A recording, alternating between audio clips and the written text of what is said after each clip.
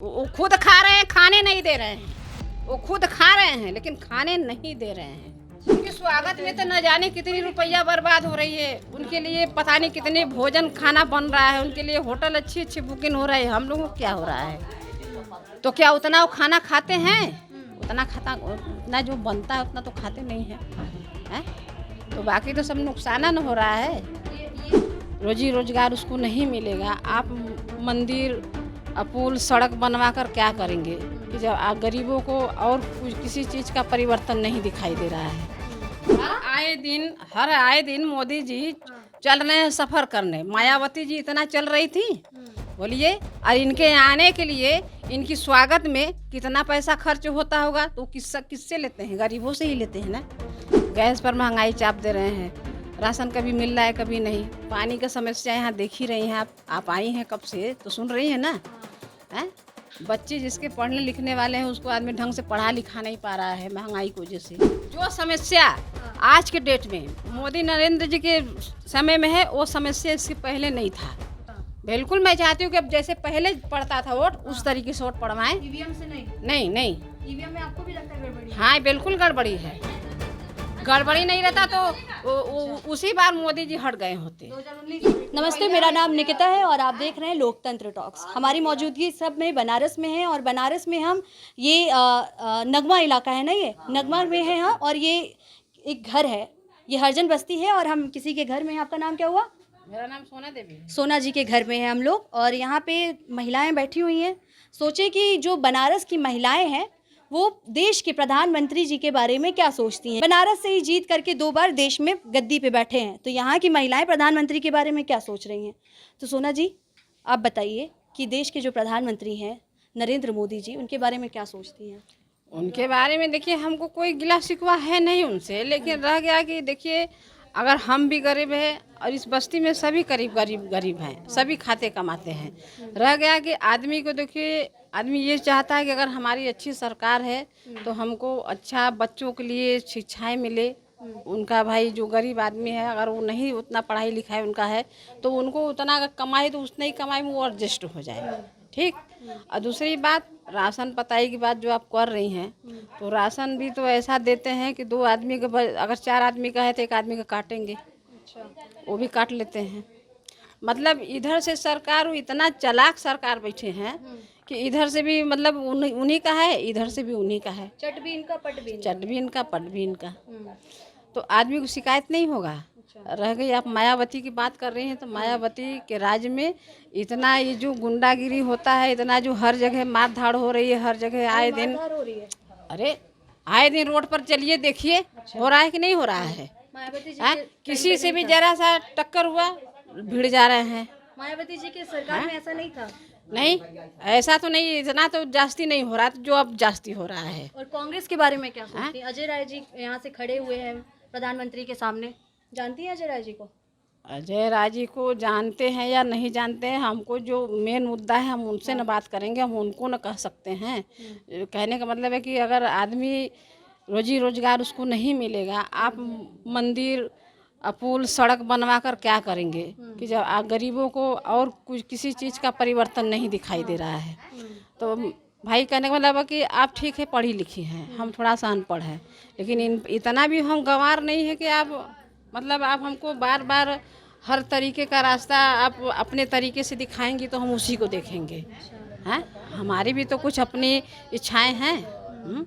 तो कहने का मतलब है कि देखिए गरीब आदमी को उनको ये सोचना चाहिए कोई उनको धंधा दे दिया जाए, कोई उनको काम काज दे दिया जाए ताकि वो अपना घर परिवार चला सके।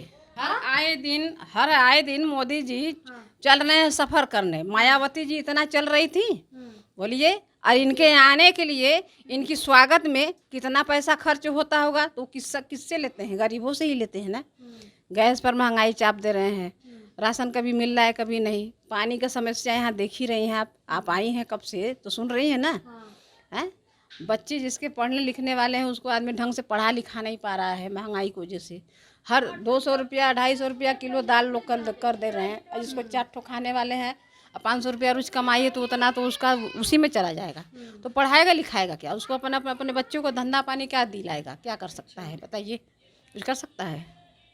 तो यही सब समस्या है, इसलिए आदमी उनके प्रति देखिए हर लोग पीड़ित हो चुके हैं। एक बात बताइए, अभी तो देश 10 साल से बीजेपी ही चला रही है, केंद्र में प्रधानमंत्री नरेंद्र मोदी हैं, फिर ऑप्शन में जो समस्या आज के डेट में मोदी नरेंद्र जी के समय में है, वो समस्या इसके पहले नहीं था। हाँ, बस मैं इतना जानती हूँ।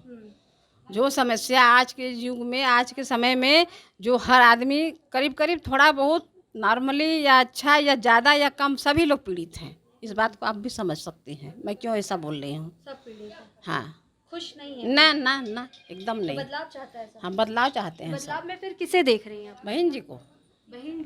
बहन जी तो प्रधानमंत्री नहीं बनेंगी ना, प्रधानमंत्री के लिए चुनाव है ये तो। बहन जी तो प्रधानमंत्री नहीं बनेंगी। नहीं बनेंगी तो उन्हीं को तो आदमी चाह रहा है कि उन्हीं का राज आए। बारे में कैसा सोचते हैं? कांग्रेस के बारे में? अरे कांग्रेस की बाद में आदमी क्या सोचेगा, जो भाई जैसा ये लोग साठी घाटी कर रहे हैं वैसा चल रहा है। आसपास की चाची लोग कह रही थी कि यहाँ पे जो ठेका है उसको बंद करा देना चाहिए। इससे क्या तकलीफें हो रही है ठेका से? तकलीफ यह है कि मतलब 100-200 कमात बाड़न, 150 घर में देलन, 100 रुपया दबा के रख ले ठिका पर चल गईलन, ओहर से पी के अलन तो बच्चन के परेशान करत हुन, औरत के परेशान करत हुन, खाना उठा के फेंक देते हुन। तो ये सबसे बचा के आदमी चाहिए ना कि हाँ हमारे जो ठिका पर जाता वही रही हमरे घर में, तो हमारे बच्चन में काम दे। तो यहाँ पे आप लोग का कहना है कि ये ठेका बंद हो जाना चाहिए। हाँ, क्या कहना चाहेंगी सरकार से? अगर कैमरा में देख के कुछ कहना होगा तो क्या कहेंगे मोदी जी को आप? का कहब ये ठिका बंद करे कहब और का कि भाई बंद कर दे। जो बर्बादी होत बा लड़कन का शरीर भी बर्बाद होता, पैसा भी बर्बाद होता। अच्छा, लॉकडाउन जब हुआ था कोरोना के टाइम में, तो हरजन बस्ती का क्या था? हरजन बस्ती में कभी कोई आया था फिर लॉकडाउन में? ना ही कोई नहीं आयल रहल, जे वैसन कहीं रहल तो शेर भरा शेर बाट बूट देले साउर का। नया योजना थोड़ बहुत सार सामान वही मस्जिद पर आके गाड़ी साड़ी से बाट बूट देलन, और का कोई आयल रहल? कोई नहीं आया था।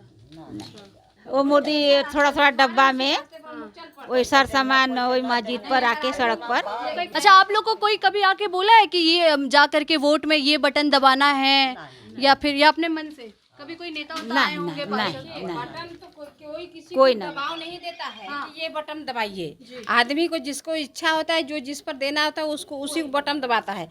लेकिन वहाँ जानसाजी हो जाती है, आदमी करता है कुछ, हो जाता है कुछ। है तो ये सब क्या है? तो अगर ऐसा ही है तो जैसे पहले पर्चा से वोट पड़ता था उस तरह से डलवाएं वोट, तब समझ में आ जाएगा। आप भी चाहती है पर्चा? हाँ बिल्कुल बिल्कुल मैं चाहती हूँ। अच्छा, बिल्कुल मैं चाहती हूँ कि अब जैसे पहले पड़ता था वोट उस तरीके से वोट पड़वाएं। ईवीएम से नहीं? नहीं नहीं, ईवीएम में आपको भी लगता है गड़बड़ी? हाँ बिल्कुल गड़बड़ी है।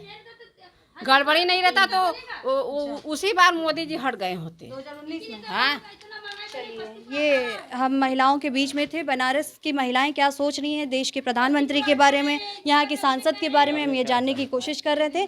हरजन बस्ती में थे और ये पीछे से कह रही है अच्छे दिन आएंगे। अच्छे दिन नहीं आए हैं। वही तो कह रहे हैं कि अच्छे दिन बोले थे मोदी जी के आएंगे, तो इतना अच्छा दिन तो आ गया। हम क्या करें, उनकी शिकायत थोड़ी ना करें। जो अच्छा दिन आया है वही हम बोल रहे हैं। आपके लिए आया कि नहीं अच्छा दिन? अरे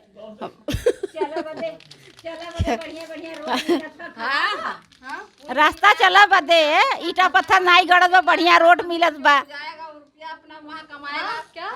अरे राम मंदिर बन गया, वहाँ पर जो रहेगा उतना वहाँ रुपया कमाएगा। और बाकी जो भाई उससे ज्यादा जो छोटे मोटे बिरादरी अपना खाए भी ना मरे, क्या की दिक्कत है? यही अच्छा दिन है। हाँ, यही अच्छा दिन है उनके लिए ना। फिलहाल ये नाराज़गी लोगों के बीच में है, खासतौर पे महिलाओं के बीच में है। जो प्रधानमंत्री कहते हैं कि हमारे 10 सालों में महिलाएं सशक्त हुई हैं, ये सशक्तिकरण का सीधा साधा उदाहरण यहाँ पे दिखाई दे रहा है कि महिलाएं बगल में ठेका को लेकर के परेशान हैं कि घर के जो मर्द हैं, जो घर के पुरुष हैं, वो अगर पैसा कमाते हैं तो उस ठेके पर जा कर के पैसा खर्च कर देते हैं, घर के लिए कुछ नहीं है। महिलाएं सशक्तिकरण की बात करते हैं देश के तमाम नेता, मगर जो हकीकत है वो किसी छोटे से गाँव में दिखाई देता है कि महिलाएं कितनी सशक्त हैं। फिलहाल इस वीडियो को यहीं पे समाप्त करते हैं। शुक्रिया।